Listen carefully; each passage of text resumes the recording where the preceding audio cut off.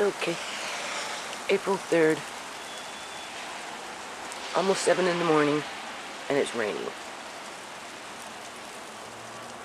Now it's raining, and it's very cold. Okay, people, so now it's April 3rd. It's like 7 o'clock in the morning. I'm going to do this little video, and then I'm going to upload it, and then I'm going to go into War Room 1 today, people. That's what I'm going to do. I haven't been back in that room since when? A while ago. Because that's the plan, people, right? It's anything to derail you. You know, we got the city riding my ass. Next thing you know it, Ciera ends up dead. We've got everybody running around like freaking suspects. You know, no Sherlock Holmes, though. If you notice that, we don't have any Sherlock Holmes in this story. Where's the superheroes, people? When do you ever hear me talk about the superheroes in this story? I can't think of one superhero. Not one. Not one. Not one fucking superhero in this story, people.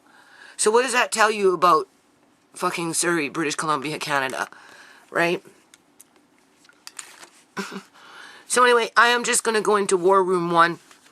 I don't think I'm going to bring the camera in with me. I'm just going to sit there and try and finish up with this notice of claim. I don't know what to say. Right? Obviously, I have to write in there that Ciera died under suspicious circumstances, with the police and the coroner doing pretty much a repeat. Well, yeah, pretty much a repeat, because the coroner was involved with ShaMay, people. Okay? The coroner didn't take anything that I had said about ShaMay serious. All right? When somebody is telling you that somebody was embalmed in a hospital setting, and you're a professional and you don't follow up on that, that is a breach of trust. That is a breach of trust that falls under the Criminal Code of Canada. The problem is the Criminal Code of Canada is obsolete in our courthouse unless it's being doled out by police, right? Police will use the Criminal Code of Canada to charge everyday people with crimes, but when it comes to the shoe being on the other foot, they completely ignore it, okay? And that's why it becomes pretty much obsolete. And also, too, because different states and provinces have different legislations that, I don't know, I don't want to say work around the Criminal Code of Canada, but maybe tweak the Criminal Code of Canada. It gives a lot of leeway in there for judges and lawyers and those kind of people to skirt certain issues when you as an individual come in with your complaints, right? So, you know, even though laws are being broken on a federal level, including on a state or a provincial level, you know, the courthouse is biased because it's not set up for the public, people. You know, it really isn't, because if it was, all this shit that I'm going through wouldn't be happening. This is still residue left over from Uncle John, okay? Because you have to remember, it started even before Uncle John, people. The targeting of my family has started a long time ago, okay? And it's just compounding, and it's getting worse because I'm exposing that targeting, people. The other thing I want to say, and I don't want to drag this out, I just want to put the information out there. Now, I phoned up. I'll just give you an example. Now, obviously, I'm in a heightened state of, I wouldn't call it paranoia, but, you know, I'm in a heightened state of maybe fear, right? Which makes you a little more nervous to your surroundings, right? Or to, you know, who you come into contact with, because it's not like I can trust anybody. Like, why did that cop give me that piece of wood? What, am I building my own coffin now, people? Is that it? Was it just some random act that, you know, because there was a tow truck out there, right? You know what I mean? So did they take it off the car? Like, where the fuck did that wood come from? And the thing is, I went yesterday, day before, and I picked up the woods that were like made like temporary fencing because they're building over here. So they fenced off, you know, the trees and that type of thing where the digger couldn't dig up the ground, right? And then the fence got knocked over, and, it's been laying out there for weeks and weeks and weeks, and nobody's touched it. So anyway, I went out there cleaning up, and, I've got the extra wood, and I got the wood from over there, and I got the wood from where, they fenced off my little area with my tree. And then over there, I noticed, there was wood, and I thought, okay, nobody's been touching it. This wood's been sitting out here for like 3-4 months now, right? It's just tossed around, Okay, so I'll go get that. I go out yesterday, people, and that wood over there is gone. But thing is, I phoned yesterday. I'll just give you an example, okay? Because, even though, and I'll give you an example of how the Criminal Code of Canada is obsolete, okay? In the Criminal Code of Canada, it tells you that police and those kind of people, right? They can't necessarily, you can't record somebody to spy on them, per se, right? If I'm having a conversation, right, videotaping, and there's other people around me, they can't tell me not to record because I'm a party of that recording, okay? If I have the recording in my pocket and you can't see it, but I'm a part of that conversation, I'm in the room, right? Or, it relates to me, people. Like if my son is recording, he gives it to me and I upload it to my channel. That channel belongs to my son as much as it belongs to me, okay? Because we're together as a family facing the same issues, okay? I am not spying on anybody. I am not trying to entrap anybody into anything. But when you record, you know how they do wiretaps, for example? Wiretaps. If I was to wiretap my neighbor's phone over there and sit up in here and listen to what was going on in their house or on their phone line, right? Just to spy. That is illegal to do, okay? And if the police are doing that, they have to have a warrant to do that. They can't just randomly spy on you. Well, we know that I'm not dealing with people who play fair, right? So, what I'm trying to say is I had a conversation yesterday with a funeral home, okay? And, going through, and I didn't record it, people. I don't record everything. I don't like to live my life fucking having to, watch every move, watch my back constantly. I'm not that way, right? I think that really erodes on the quality of life, and I don't think people should have to live like that. So I don't feed into it. But anyway, I was having this conversation with him, and he was going on, well, they can't embalm bodies, because I'm talking about ShaMay and stuff, right? They can't embalm bodies in hospitals. It's illegal. I said, I know that, but I'm trying to tell you that they did. I have proof that they did. I have the plug in the mouth, in ShaMay's mouth, people, as she laid on that bed. It is on video, okay? It came out of nowhere. There is no denying it. That was a orifice plug stuffed down her throat, okay? She has no teeth, people. Her jaw is falling off her face, people. I told this to this guy. He got all, ooh.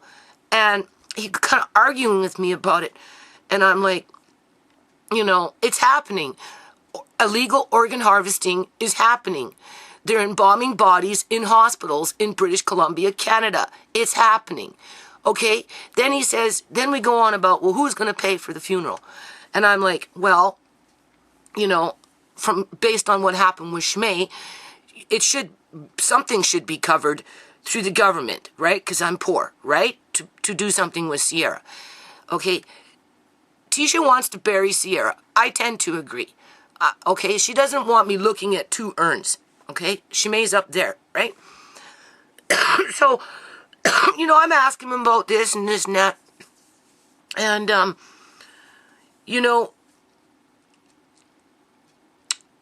the conversation of, the ministry, right? And then he asked me who dealt with ShaMay, right? In terms of what funeral home. And then I told him, I said, well, the referral came from the ministry, right, of the social assistance office. That's where the referral came from, because who they use is cheap in terms of cremation. Because I wasn't going to bury ShaMay, right? I was just going to cremate her. And then we did the hall party with the celebration of life, because she wanted me to go back out into the community and do park events and events with kids and all that, because, you know, she had Amari and she missed those days, right? Because my kids really like doing that stuff. So that's why I chose to do the hall event, because she never got a chance to get back up on that bandwagon with me to go out there and do community events with the families and the kids. So I kind of followed through on her wish, right? You go into my videos, you'll see the kids banging on the drums, you know, playing the bells and running around screaming and laughing, and the DJ equipment and people going in and out, you know, people doing what people do, and right? It was fine. It worked out really, really well. You know, I'm glad I did it. And so anyway, what was I saying? So because of that, you know, and I didn't get social services to pay anything for ShaMay, right? Paige did a fundraiser, so that money was raised, and we paid $1,000 for the cremation, $200 for the urn, and then the rest of the money went to the hall, so that when people came, they didn't pay anything. They just came, they stayed as long as they wanted, and they did what they wanted. Kids were there, everybody was there. It was an all-day event, in and out, right? And so anyway, I was saying, and he was asking me questions, and I was saying, like, well, you know, I can't really tell you who it was, because the guy who did the cremation kind of went through the back door, right? In terms of, like, he used somebody else's company name, because on the receipt, it's somebody else's company name, but in the back of the paper, you know, because it was $1,000 to cremate ShaMay, discount, you know, generic type, just, right? He was kind of down there. So I told him I'd have to go into my files and look at it to verify exactly who he was. The point is, people, is the referral came from the ministry, okay? The referral came from the ministry. Now, we're talking big inner city networking of crime, okay? I'm not saying, but I am saying, okay? How can I say this? So anyway, because when he came to the house, right, and he was filling out his paperwork, he made sure to ask me, did she have a superbug on her skin? And I'm like, actually, yeah, you're right, she did. So he specifically wrote it down, superbug. Because you have to remember, these people work under codes, code words, right? They work with code words. And I found that to be really odd, that he was interested in knowing whether ShaMay had a superbug on her skin. So he wrote it down on his receipt or whatever, that she had a superbug. So in light of that, what happened was, you know, they pulled the plug, apparently, on the 19th. They were supposed to do an autopsy. I signed for it. I fought for it. I had to continue to fight for it. The coroner calls me up 10 days later. So on the 29th or 28th, she calls me up and says, come pick up the body. I said, well, did she have the autopsy done on her body? No, she didn't. Come pick up the body. So then it turned into another argument. How can you tell me to pick up the body when I already signed the paper for the autopsy? I've asked for a forensic autopsy, a legitimate forensic autopsy. You told me you guys were going to give her a legitimate forensic autopsy, and now you're telling me you didn't, and you want me to pick up the body 10 days after it sat in cold storage, after it rotted on the fucking bed for 9 days, as I'm also telling you that she was embalmed, and you're ignoring me. Okay? I don't think I told her she was embalmed at that time, because I hadn't quite figured it out yet. Right? Anyway, Oh, she hangs up on me. Then she calls me back the next day or whatever the fuck it is. Oh, it's not what I meant. Oh, okay, she's going for autopsy. So apparently they ship her body. Apparently. We'll never know, people, because these people do what they want. This is the thing. Apparently they ship her body to the Royal Columbian Hospital. Right? Well, I've got cops coming to my house telling me, don't worry, don't worry. They have her body fluids, blood. They have her blood that she came in with in terms of, you know, they go in, they take the first initial sample. That's what they were going to use for their toxicology. Okay? In other words, we're just going to test the blood, the fluid samples that she came in with. Right? Because there was nothing inside to test, people. It was gone. All right? So, and then from there, you know, because I was having her cremated, she went straight from the Royal Columbian Hospital straight to cremation with the word superbug on that form. And I'm thinking it was a code word for the ones that are running these bodies, right? Through the system, people. Through the system. To fucking hide the fact that she was embalmed. Right? So, the point of that is, I'm on the phone yesterday talking to this dude, right? Trying to explain to him that there was something fishy about that whole situation in light of what was going on at that time in the hospital with the cops, with the coroner, right? The body sits in fucking cold storage for 9 days, 10 days, or whatever, right? You know, this guy coming in, you know, like, you know, after a while, you know, you're wondering, like, how deep does the rabbit hole go? Like, you know, like when the body came for cremation, you know, they have to bleed them out if they have formaldehyde in them. Right? They don't just throw a body with formaldehyde into a fucking furnace. They cut the body and let the formaldehyde go out. Right? So whoever burned ShaMay's body would have known that there was formaldehyde in it. Okay? That's where that key word comes in. Superbug. So, you know, if you're sitting in a fucking cremation center and you're looking at files, and if you're part of that gang, you see the word superbug. Now, I'm just assuming, right? You see the word superbug, well, then you know you can't hand this over to the good guy because the good guy might pick up on it. You want to hand this job over to the fucking bad guy who is part of the fucking syndicate, right? To hide the evidence, people. To hide the fucking evidence. Okay, so I kind of like, I didn't get into that much detail with that guy on the phone yesterday, but, you know, I kind of like led him down that road and said, like, you know, it's like I'm a little suspicious, you know, with getting the one that they recommend, right? I'd like to do it with somebody else because he wanted to know if it was somehow connected to his funeral homes, right? Because he said, well, that doesn't sound like anything that we would do. And I'm like, you know, well, I don't know, right? I'd have to pull out my papers to get you the actual fucking company name.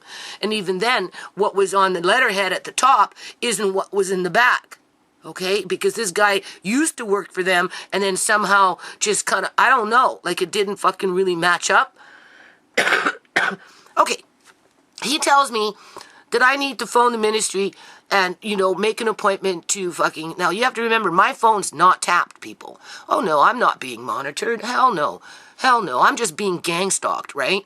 You know, is there a warrant out on me to fucking tap my phone? I'd like to know, people. I'd like to fucking know. Because as far as I'm concerned, I have been being treated like a criminal for a long fucking time for no reason other than these people that do commit crimes don't want the truth to get out there, okay?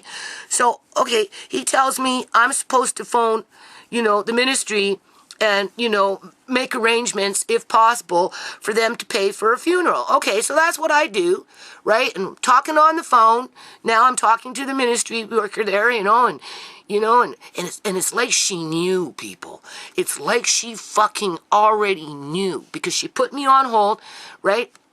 got back up on the phone, and then, you know, she was gonna, like, suggest her, like, oh, well, you know, if you can't find, you know, we can offer, you know, an advice of to maybe who to use, because that's how they do it. They lull you into fucking following them. They implant the suggestion, you're overwhelmed, you take it, next thing you know it, you're in their fucking trap, okay? And it just gets stickier and stickier the more you get trapped, right? So anyway, you know, she started maybe kind of hinting in that direction that they had, you know, somebody to recommend to help me with this situation with burying ShaMay. And I just said, you know, no, that's okay. And she caught herself, people. She caught herself. She was hesitant to do it, but she did it anyway, and then she caught herself. It's almost like she fucking knew that I'd already spoken to somebody else about the shady shit that went on the last time with ShaMay, with that freaking guy who cremated her body and was just being kind of shady himself. Because whoever cremated ShaMay would have had to bled out the formaldehyde before they put her body in the furnace. Now, that's based on videos that I've seen on YouTube. Am I 100% sure? No, I'm not. But I would assume that they can't just take bodies that are full of formaldehyde and just start throwing them into the furnace. I'm pretty sure they fucking bleed them out of the formaldehyde and then burn them. So, you know, whoever burned ShaMay's body would know. But you see, we'll never get the truth, though. And if we do, it will be a lie, right? In terms of, oh, you were the one? Okay, was there? No, there wasn't. Yeah, well, in light of the pictures that I have, right, with the orifice plug in her mouth and that type of shit, you're lying. You're fucking lying. And that's why the gang stalking and the targeting of my family, Ciera was a hit, as far as I'm concerned, just by the way the fucking cops are acting and the coroner are acting. Okay, right?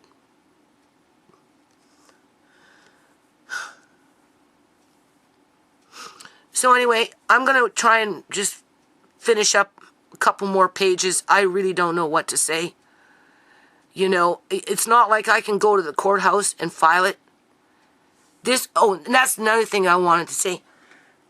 For all this hype around the coronavirus, you watch that video, you didn't see not one person wear a fucking mask. You didn't see not one person wear fucking gloves, okay? 2 cops inside, that guy inside, cops rubbing up against each other, coroner, all huddled together, right? You know, nobody wearing a fucking mask. I doubt when the ambulance people showed up and whoever else was trampling through that place, nobody was wearing a mask. No cops outside coming in, coming out. None of those fucking people were wearing a mask. Okay? What does that tell you, people? You seen it, you witnessed it for yourself. Okay, everybody rubbing shoulders, everybody walking past each other, everybody standing around, okay? They're not worried about the coronavirus, okay? Unless, of course, they were hyperventilating and were going ching, ching, ching, ching, ching, ching over Ciera's body. But outside of that, not one person in that whole situation was worried about the coronavirus. But yet they've got everybody on fucking lockdown, right? Shitting their fucking pants, okay? Not even realizing what the hell is going on as people are being forced into isolation, people, okay? And then forced to die by themselves, people, with no witnesses watching what's happening to them as they die, people, okay? Because of this coronavirus, as they've got me outside working in bad weather.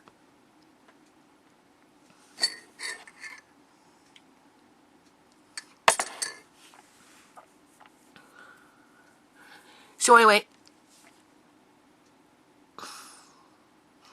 what else is there?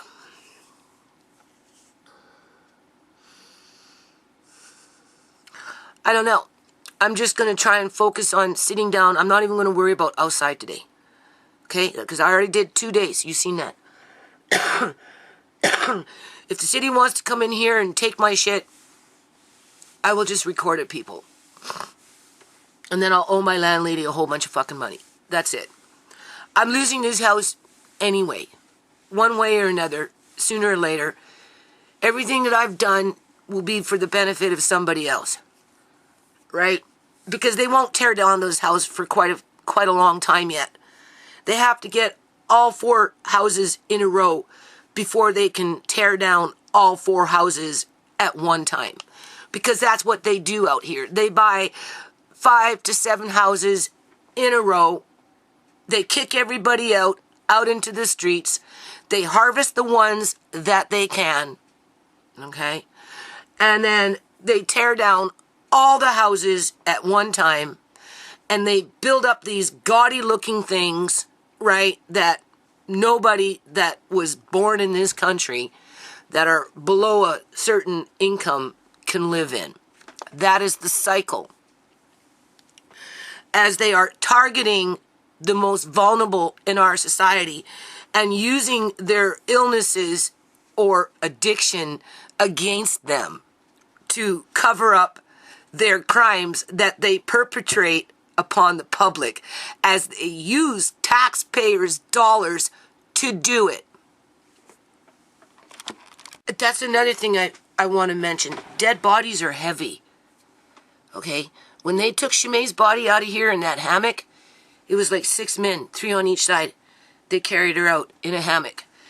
Dead bodies are heavy, people. Okay, that's another reason why they needed those 2 extra dudes to come in. Because you have to remember, there was only 3 women and 1 man in there. That John dude, the coroner, and the 2 female cops. That was 4 people inside.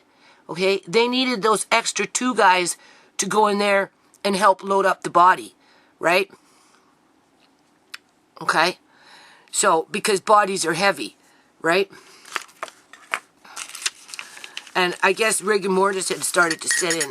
So what did they do? Break her fucking bones just to stuff her in a bag? Right? So that they could sneak her out through the back door? Look, I'm not the one who writes the narrative. They did. Because there was absolutely no reason for them to fucking act the way they were acting. Okay? Absolutely none. Absolutely none, people. Oh yeah, one other thing.